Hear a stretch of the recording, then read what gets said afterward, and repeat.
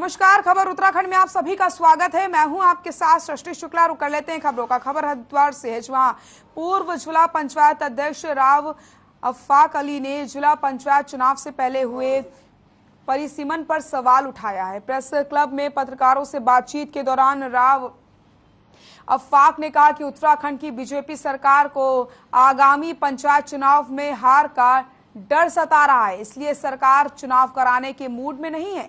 आगे उन्होंने कहा कि कोर्ट के आदेश पर चुनाव हो रहे हैं तो सरकार के इशारे पर परिसीमन में धांधली की जा रही है। नियमों के विपरीत गांवों में परिसीमन हो रहा है।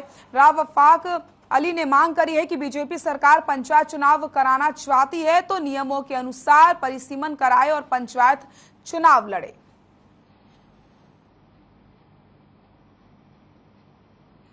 की आवाज समझते हुए सही तरीके से। पहली बात तो सरकार चुनाव कराने के मूड में ही नहीं है, टालेगी। दूसरी बात, अगर कराया तो सत्ता की भूख सरकार को इतनी है कि वो ग्राम पंचायत के सदस्य पद हेतु तक छेड़छाड़ करके उसका उल्टा सीधा परिसीमन करा के क्षेत्र पंचायत बनाए जा रहे और क्षेत्र पंचायत के बाद जिला पंचायत बनाए जा रहे। चंपावत में जन जानकारी अभियान कार्यक्रम का आयोजन हुआ। विकास भवन सभागार चंपावत में आयोजित इस कार्यक्रम की अध्यक्षता सरदार इकबाल सिंह ने की। इस दौरान सरदार इकबाल सिंह ने अल्पसंख्यक लोगों के कल्याण के लिए जारी विभागीय योजनाओं की जानकारी अधिकारियों को दी। उन्होंने कहा कि योजनाओं का लाभ निचले स्तर तक हर गरीब और लाभार्थी को मिले, इसके लिए जन जानकारी कार्यक्रम का अधिक से अधिक प्रचार प्रसार किया जाए।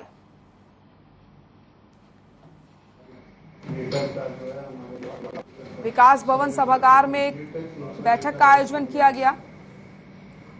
सरदार इकबाल सिंह इस बैठक में मौजूद रहे। जन जानकारी अभियान का कार्यक्रम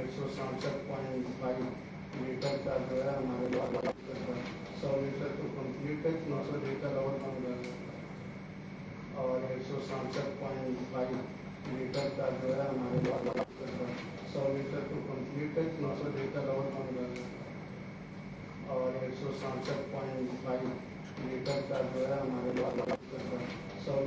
कंप्लीट है, 900 लीटर और। प्रधानमंत्री स्वनिधि योजना के तहत लाभार्थियों को चेयरमैन सीमा सरकार और ईओ सरोज गौतम के नेतृत्व में प्रशिक्षित पत्र बांटे गए। इस दौरान नगर पंचायत सभासद हिमांशु सरकार ने कहा कि कोरोना काल के दौरान लेडी विक्रेताओं को आर्थिक लाभ देते हुए प्रधानमंत्री स्वनिधि योजना के तहत 10,000 का लोन दिया गया था, जिसे किस्तों के माध्यम से कम ब्याज दरों के साथ वापस कर दिया गया, जिस पर सरकार ऐसे लोगों को 20 से 30,000 रुपए का अतिरिक्त लोन देगी, जिसके लिए प्रशिक्षित पत्र बांटे गए हैं। तो रेहड़ी विक्रेताओं को यहां पर प्रशिक्षित पत्र बांटे गए हैं। स्वनिधि योजना के तहत ये पत्र बांटे गए हैं। अब अतिरिक्त लोन भी सरकार आने वाले समय में देगी। 10 रुपए का लोन किया था और जिन्होंने 10,000 रुपया समय से जमा कर 50,000 का लोन देना है प्रधानमंत्री जी की तरफ से जो कोविड कोरोना काल में जैसे इनकी आर्थिक स्थिति का आर्थिक संकटों का सामना करना पड़ा था, उसी समय प्रधानमंत्री महोदय द्वारा 10,000 रुपये का प्रधानमंत्री स्वनिधि योजना के तहत 10,000 रुपये का ही लोन दिया गया था और उसी का प्रशस्ति पत्र और एक प्रधानमंत्री जी की तरफ से एक कवरिंग लेटर इनको दिया गया है सम्मान स्वरूप। और इसके अलावा इसके में जिन्होंने 10,000 रुपये सफलतापूर्वक जिन्होंने चुका दिए हैं, अब उनको आगे 20,000 से 50,000 तक का भी लोन प्रधानमंत्री स्वनिधि के तहत स्वनिधि के तहत जो रेडी फल वाले सब्जी वाले उनको जो है 10-10 हज़ार रुपये का जो प्रधानमंत्री की ओर से एक गिफ्ट दिया गया, उसका आज प्रधानमंत्री का हस्तलिखित पत्र सबको दिया गया और आगे भविष्य में उनको 20,000 रुपये, उसके बाद 30,000 रुपये, लगभग 50,000 रुपया उनको लोन स्वरूप दिया जाएगा, जिनका वार्षिक जो है 5% जो है 5 से 7% ब्याज के बीच उनका जो है काटा। विकास खंड पौबो के अंतर्गत आने वाले सपलोडी और भट्टी गांव में दहशत का माहौल बना है। बीते कई दिनों से सपलोडी और भट्टी गांव में गुलदार ने 2 अलग अलग घटनाओं में महिलाओं को अपना शिकार बनाया था, जिसके बाद क्षेत्र में आक्रोश का माहौल था। ग्रामीणों की मांग के बाद गुलदार को पकड़ने के लिए क्षेत्र में 3 पिंजरे भट्टी गांव ग्वाड़ीगाड़ और आसपास के गांव में लगाए गए, जिसके बाद मंगलवार सुबह 5 बजे गुलदार पिंजरे में कैद हो गया। इस दौरान वन रेंजर अनिल भट्ट ने बताया कि गुलदार को नागदेव रेंज लाया गया है। वहीं ग्रामीणों ने क्षेत्र में अभी भी 3 से 4 गुलदार होने की बात कही है, जिसके बाद वन रेंजर ने ग्रामीणों से पिंजरा लगाने के लिए प्रस्ताव मांगा है।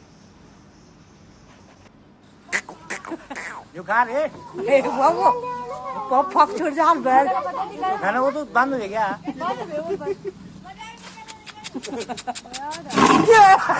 ग्रामीणों में आक्रोश का माहौल देखने को मिल रहा है। गुलदार की वजह से दहशत का माहौल बना हुआ है। ऐसे में ग्रामीणों ने मांग करी है कि जल्द से जल्द गुलदार को पकड़ने के लिए पिंजरे लगवाए जाएं।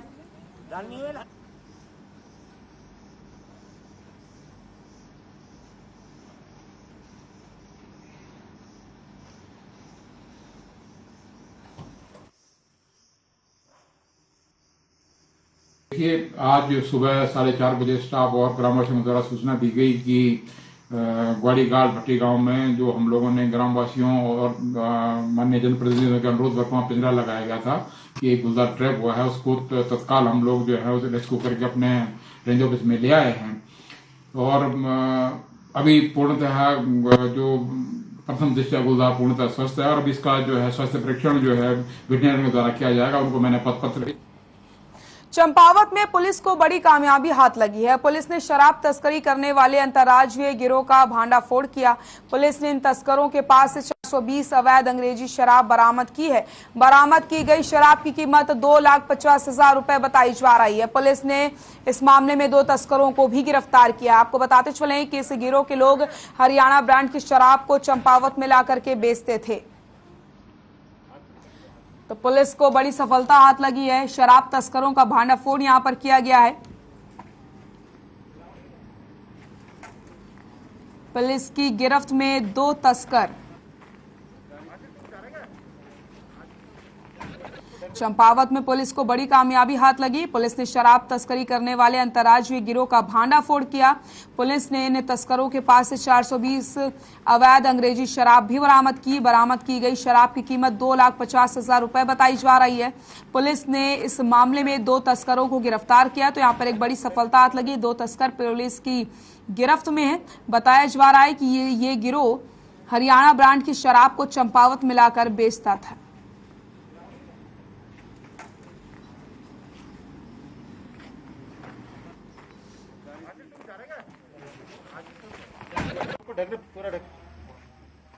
बड़ी शराब की खेप पकड़ी गई है, तो क्या है मामला, थोड़ा जानकारी दें।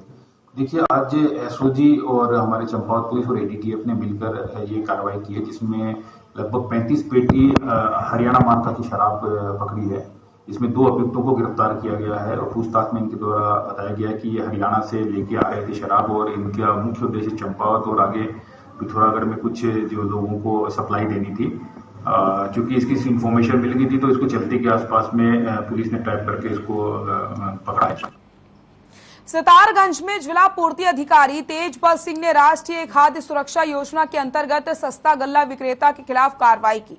100% बायोमेट्रिक न करने वाले 5 सरकारी सस्ता गल्ला विक्रेता का चालान काटा गया और 3-3 हजार रुपए का जुर्माना वसूला गया। वहीं सितारगंज के पूर्ति निरीक्षक डीएस धामी ने बताया कि कार्य की समीक्षा मंडल स्तर और जनपद स्तर पर की जा रही है। बायोमेट्रिक के जरिए से खाद्यान्न वितरण किए जाने की समीक्षा करने पर जनपद में तहसील स्तर पर कई विक्रेता चिन्हित किए गए। उन्होंने बताया कि सितारगंज तहसील क्षेत्र में 5 सरकारी सस्ता गल्ला विक्रेताओं के खिलाफ बायोमेट्रिक ट्रांजैक्शन के निर्धारित लक्ष्य के सापेक्ष बायोमेट्रिक ट्रांजैक्शन किया गया है। पूर्ति निरीक्षक धामी ने बताया कि जब तक सरकारी सस्ता गल्ला विक्रेता की ओर से जुर्माना राशि चालान के रूप में जमा नहीं की जाएगी, तब तक सरकारी सस्ता विक्रेताओं को राशन आवंटित नहीं किया जाएगा।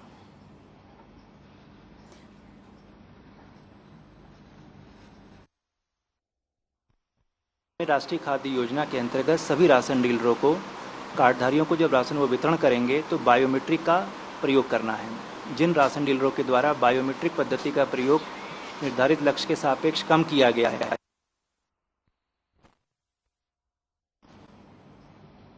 हरिद्वार में लघु व्यापारियों ने सरकार से नियम के अनुसार टाउन वेंडिंग जोन स्थापित करने की मांग की है। वहीं सेक्टर 2 बैरियर पर आयोजित गोष्ठी में कई लघु व्यापारी शामिल हुए।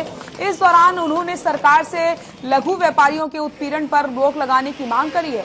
लघु व्यापार एसोसिएशन के अध्यक्ष संजय चोपड़ा ने कहा कि 29 जून को टाउन वेंडिंग कमेटी की बैठक होनी है। इससे पहले सरकार खोखा, रेहड़ी और पटरी पर व्यापार करने वाले लघु व्यापारियों के अतिक्रमण के नाम पर हो रहे उत्पीड़न पर रोक लगाए और बताया कि छोटा व्यापारी अतिक्रमणकारी है या व्यापारी है। सरकार को छोटे व्यापारियों की बजाय प्लास्टिक और पॉलिथीन बनाने वाले बड़े उद्योगों पर कार्रवाई करनी चाहिए। तो लघु व्यापारियों ने सरकार से मांग करी है स्थापित की जाए टाउन वेंडिंग जोन, लघु व्यापारियों के उत्पीड़न पर रोक लगाई जाए। 29 जून को टाउन वेंडिंग कमेटी की बैठक होनी है।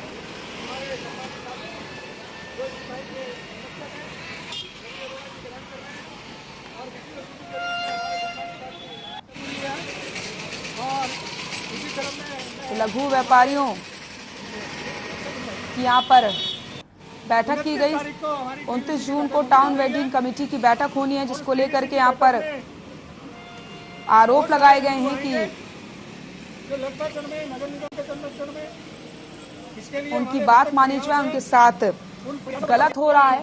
29 जून को टाउन वेंडिंग कमेटी की भी बैठक होनी है, इसमें निर्णय लिया जाएगा।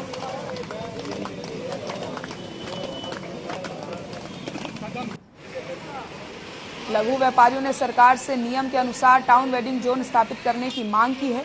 वहीं सेक्टर 2 बैरियर पर आयोजित गोष्ठी में कई लघु व्यापारी शामिल हुए। इस दौरान उन्होंने सरकार से लघु व्यापारियों के उत्पीड़न पर रोक लगाने की मांग की। लघु व्यापार एसोसिएशन के अध्यक्ष संजय चोपड़ा ने कहा कि 29 जून को टाउन वेंडिंग कमेटी की बैठक होनी है। उससे पहले सरकार खोखा, रेहड़ी और पटरी पर व्यापार करने वाले लघु व्यापारियों के अतिक्रमण के नाम पर हो रहे उत्पीड़न पर रोक लगाए और बताया कि छोटा व्यापारी अतिक्रमणकारी है या व्यापारी। सरकार को छोटे व्यापारियों की बजाय प्लास्टिक और पॉलिथीन बनाने वाले बड़े उद्योगों पर कार्रवाई करनी चाहिए।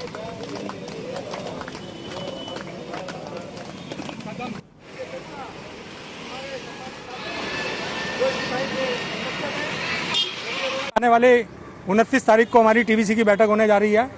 उस टीवीसी की बैठक में जो रेहड़ी पटरी वालों का कानून है वो कैसे क्रियान्वयन हो, और आज से हमारी एक मुहिम चल गई है और पूरे 23-24 जुलाई तक हमारी मुहिम चलेगी। हमारा भारत सरकार से आग्रह है, राज्य सरकारों से आग्रह है, पूरे भारतवर्ष के स्ट्रीट वेंडर का, कि आप स्ट्रीट वेंडर को परिभाषित करें। हल्द्वानी में महिला अस्पताल की समस्याओं के समाधान और आशा वर्कर पर बेवजह के आरोप लगाए जाने को लेकर के उत्तराखंड आशा हेल्थ वर्कर यूनियन ने धरना प्रदर्शन किया। वहीं प्रदर्शन के बाद आशा वर्कर ने महिला अस्पताल की सीएमएस से बात की और उन्होंने समस्याओं के समाधान का आश्वासन दिया, जिसके बाद सीएमओ नैनीताल को ज्ञापन भेजा।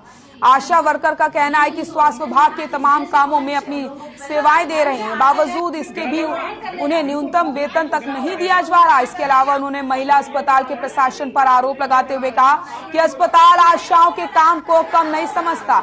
आशाओं ने कहा कि उनकी मांगों को गंभीरता से लेते हुए कार्रवाई की जाए, नहीं तो वे आंदोलन करने को मजबूर होंगी।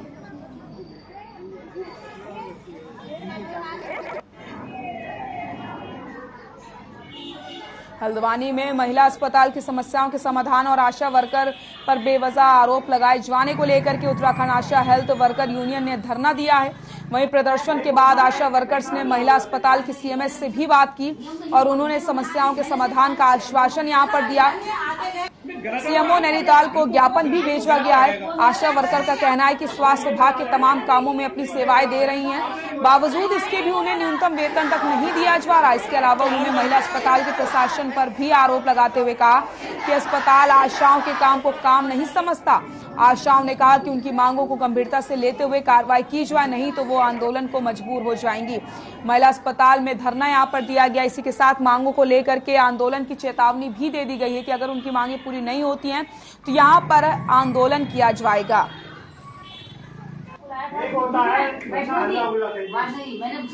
हम लोग प्रदर्शन इसलिए कर रहे हैं, हमारी आशा बहनों का कार्यक्रम है जो 2006 से चला आ रहा है।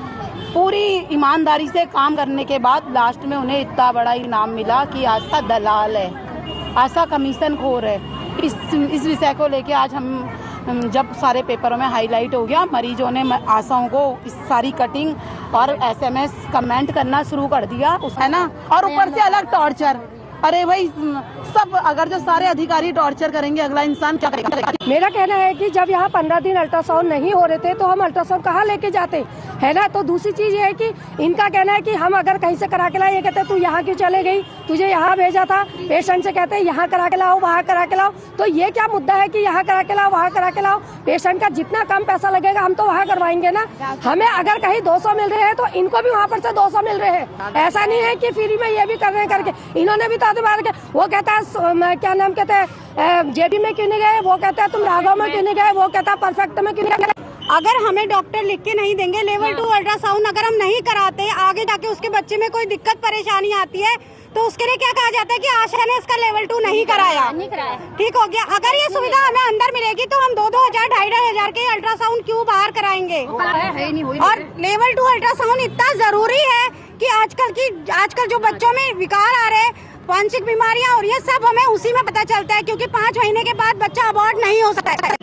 गुस्सा आने का वजह यही है ना कि वर्षों अभी जो हमारे बीच में अल्ट्रासाउंडोलॉजिस्ट छुट्टी पर थे, तो उससे कुछ अल्ट्रासाउंड क्या कहते हैं बाहर ले गए लोग, और आशाएं जिनको नीड होती है, इमरजेंसी जो है वो तो बेस हॉस्पिटल में जाते ही हैं। तो कुछ 1-2 लोग जो मेरे उसमें आए कि उनको जरूरत भी नहीं थी और वो बाहर ले गए। जैसे बहुत सारे अल्ट्रासाउंड क्या कहते हैं ये केंद्र हैं यहाँ पे, तो मरीज मेरे पास आता है कि भाई मैम क्या कहते हैं यहाँ मेरे को ये था, मेरे को आशा वहाँ ले गई।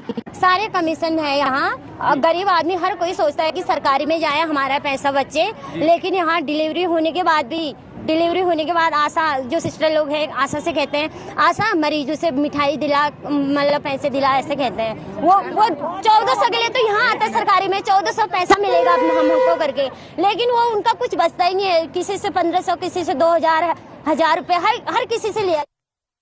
रामनगर के मोहल्ला खताड़ी से दिल दहला देने वाली खबर सामने आई, जहां एक युवक ने अपनी पत्नी पर तेजवाबी हमला कर दिया। बताया जा रहा है कि तेजवाबी हमले से महिला गंभीर रूप से झुलस गई है। महिला को इलाज के लिए निजी अस्पताल में भर्ती करवाया गया है। सूचना मिलने के बाद पुलिस भी अस्पताल पहुंची और घायल महिला का हाल जाना। वहीं पीड़ित महिला के परिवार वालों की शिकायत पर मामला दर्ज किया गया। पुलिस आगे की कार्रवाई कर रही है। महिला के परिजनों का कहना है कि उसका पति उसके साथ पहले भी कई बार उसके मारपीट कर चुका है। तो पति ने पत्नी पर तेजवाब से हमला किया है। महिला बुरी तरीके से झुलस गई है। पत्नी पर एक पति ने तेजवाब से हमला कर दिया।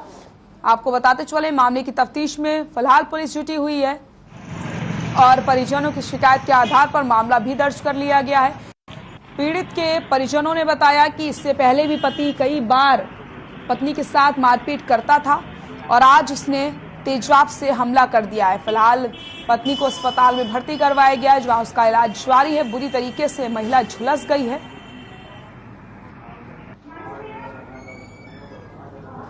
फिलहाल मामले की जांच में पुलिस जुटी हुई है।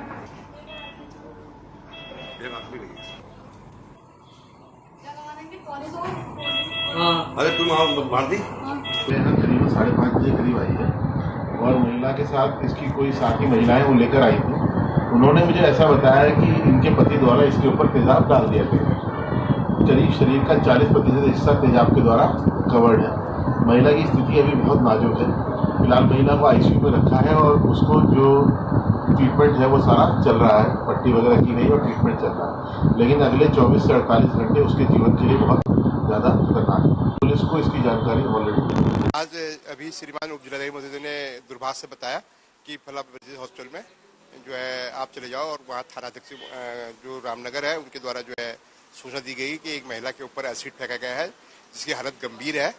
तो उसके सूचना के आधार पर मैं तत्काल ब्रिजेश हॉस्पिटल आया और ब्रिजेश हॉस्पिटल में आकर जो महिला को देखा तो महिला की स्थिति नाजुक है। डालने का इन लोगों में आपस में झगड़ा हुआ, मार पिटाई हुई। पहले सिर फोड़ दिया, उसको मारा पीटा, खून चल रहा था उसके। मैंने उसको उठा करके अपनी बहन का वहाँ भेज दिया लड़की को। वहाँ पर से भेज के मैं अपने घर पर आकर लेट गया। मुझे फिर पता नहीं, बाद में आकर के इसने पीछे से उसके ऊपर तेजाब डाल दिया पूरे बुरी तरीके से उसको। मंगलौर के हथियातल गांव में उस वक्त अफरा तफरी का माहौल बन गया जब पुरानी रंजिश के चलते एक युवक ने दूसरे युवक को गोली मार दी, जिसके बाद घायल युवक को अस्पताल में भर्ती करवाया गया, जहां अस्पताल के डॉक्टर्स ने आरोपी की हालत को देखते हुए उसे ऋषिकेश के एम्स में रेफर कर दिया। मिली जानकारी के मुताबिक मौके पर पुलिस पहुंची। फिलहाल विवाद किस बात को लेकर हुआ था, इसकी जानकारी जुटाई जा रही है। हालांकि बताया जा रहा है कि आपसी रंजिश के चलते यह वारदात को अंजाम दिया गया। पुरानी रंजिश के चलते फायरिंग की गई है। एक युवक ने दूसरे युवक को गोली मार दी। ऋषिकेश में घायल का इलाज चल रहा है। पुलिस मामले की जानकारी जुटाने में जुटी हुई कि आखिरकार किस वजह से ये विवाद हुआ था। एक युवक ने दूसरे युवक को गोली मारी है। मंगलौर से खबर आपको बता रहे, ऋषिकेश में युवक का ट्रीटमेंट चल रहा है।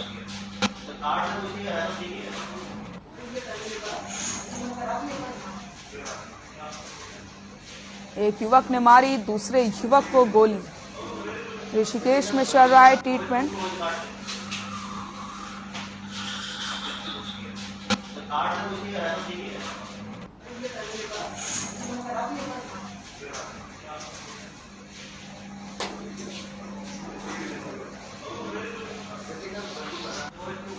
तो पुरानी रंजिश के चलते फायरिंग की वारदात को अंजाम दिया गया है।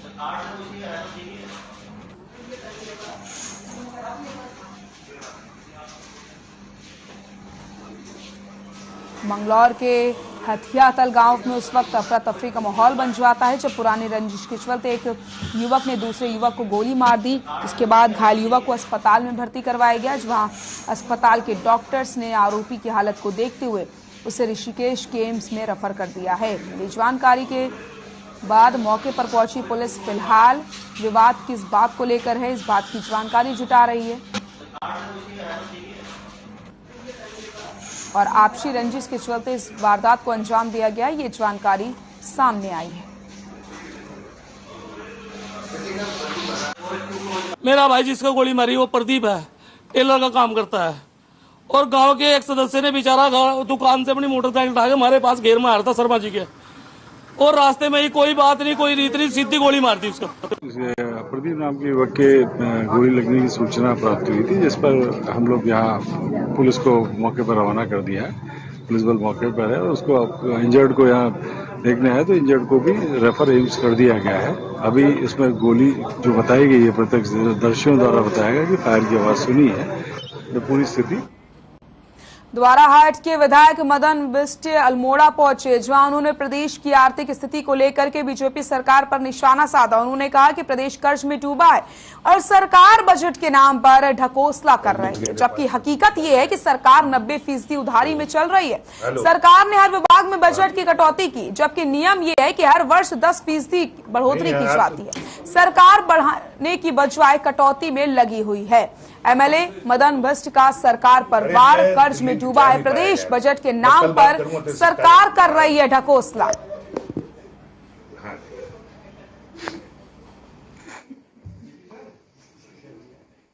बजट किसी भी विभाग में आप देख लीजिएगा, सब में बजट की कटौती हुई है, जबकि हर साल 10% बजट का प्रावधान होता है कि बढ़ता है। आज 91%, 90% जो है उत्तराखंड की सरकार उधारी में चल रही है। बजट कितने का पास करते हैं? 90% नाबार्ड का हमने उधार देना है, वर्ल्ड बैंक का हमने उधार देना है, सभी हमारा प्रदेश पूरे उधारी में चला है। पौड़ी में पीडब्ल्यूडी विभाग का एक वीडियो इन दिनों खूब वायरल हो रहा है। दरअसल वायरल वीडियो में पौड़ी के लैंसडाउन में बारिश में सड़क का डमरीकरण किया जा रहा है, जिस पर संज्ञान लेते हुए पीडब्ल्यूडी मंत्री सतपाल महाराज ने कहा कि बारिश में सड़क डमरीकरण से सड़क की गुणवत्ता पर प्रभाव पड़ता है। उन्होंने बताया कि जैसे ही उन्होंने ये वीडियो देखा, वैसे ही उन्होंने पीडब्ल्यूडी विभाग के अधिकारी को काम रुकवाने के निर्देश जारी कर दिए। वहीं युवा कांग्रेस के प्रदेश महासचिव नितिन बिष्ट ने कहा कि ऐसे अधिकारियों पर एक्शन लेना चाहिए जो इस तरीके के काम करा रहे हैं। तो बारिश में सड़क का डमरीकरण हो रहा है, ये तस्वीरें आप देखिए। ये वीडियो इन दिनों काफी ज्यादा वायरल हो रहा है, लेकिन फिलहाल वीडियो को देखने के बाद संज्ञान लिया गया है, काम को तुरंत रुकवा दिया गया है। डामरीकरण होता है तो देखिए वो किस तरीके से जल्दी से उखड़ के एक साइड हो जाएगा। ये देखिए तो कंस्ट्रक्शन यहाँ पर बिल्कुल चल रहा है इस तरीके में। सबसे पहली बात यह है कि बारिश में जब वर्षा हो रही हो तब सड़क का निर्माण नहीं होना चाहिए। सड़क की गुणवत्ता प्रभावित होती है। मेरे संज्ञान में रिखणे खाल से देवियों खाल तक जो सड़क बन रही थी उसका वीडियो आया जब बारिश हो रही थी और वहां पर निर्माण का कार्य चल रहा था। जैसे मुझे पता चला और मैंने बारिश को देखा, मैंने तत्काल वहां पर अधिकारियों को आदेश दिए कि काम को रोका जाए और भविष्य के अंदर बरसात होते समय जो है सड़क को ना बनाया जाए। माननीय सतपाल महाराज जी से पूछना चाहता हूँ कि आपके पास पीडब्ल्यूडी मंत्रालय है, आपके वहाँ लैंसडाउन विधानसभा में रिखणी खाल में बरसात के दौरान एक रोड निर्माण कार्य चल रहा था, तो आप ये बताइए कि बरसात के दौरान जो रोड निर्माण कार्य चल रहा है वो कितने दिन तक टिक पाएगा। मैं कहता हूं कि आप केवल आश्वासन देते रहेंगे या ऐसे भ्रष्ट अधिकारी और जो भ्रष्ट ठेकेदार है उनके खिलाफ कोई एक्शन लेने का कार्य करिए। वर्तमान में जहां पर भी निर्माण कार्य चल रहा होगा मैं इसको एक बार एग्जामिन कराऊंगा। एक्शन पीडब्ल्यूडी लैंसडाउन से इसके बारे में रिपोर्ट ली जाएगी। अगर गुणवत्ता को लेकर कोई भी शिकायत प्राप्त होती है और वर्षा के दौरान या ठंड ऋतु के दौरान अगर डामरीकरण कार्य किया गया पाया जाता है तो संबंधित एग्जीक्यूटिव इंजीनियर के खिलाफ कार्रवाई की जाएगी। संबंधित तहसील से मैं इसका रिपोर्ट प्राप्त करते हुए उस पर कार्रवाई की। मुख्यमंत्री पुष्कर सिंह धामी ने पुलिस लाइन पहुंचकर देहरादून के प्रशासनिक भवन, क्वार्टर गार्ड और बैरक का शिलान्यास किया है। इस दौरान उन्होंने चीता मोबाइल और उत्तराखंड का भी फ्लैग ऑफ किया। पुलिस कर्मियों को संबोधित करते हुए कहा कि उत्तराखंड की पुलिस पूरे देश में जानी जाती है और इनकी अलग पहचान है। वहीं सभी पुलिसकर्मियों को शुभकामनाएं भी दी हैं और कहा कि पुलिसकर्मी बहुत ही मेहनत से काम करते हैं, लेकिन साथ ही पुलिसकर्मियों को और भी ज्यादा मेहनत करने की जरूरत है ताकि उनके काम से उत्तराखंड की एक अलग पहचान बन सके। 4 धाम यात्रा अपने चरम पर है और इस तरह से 4 धाम यात्रा में भी पुलिस ने बहुत ही ऐतिहासिक कार्य किए हैं और आगे भी पुलिस ऐसा कार्य करेगी।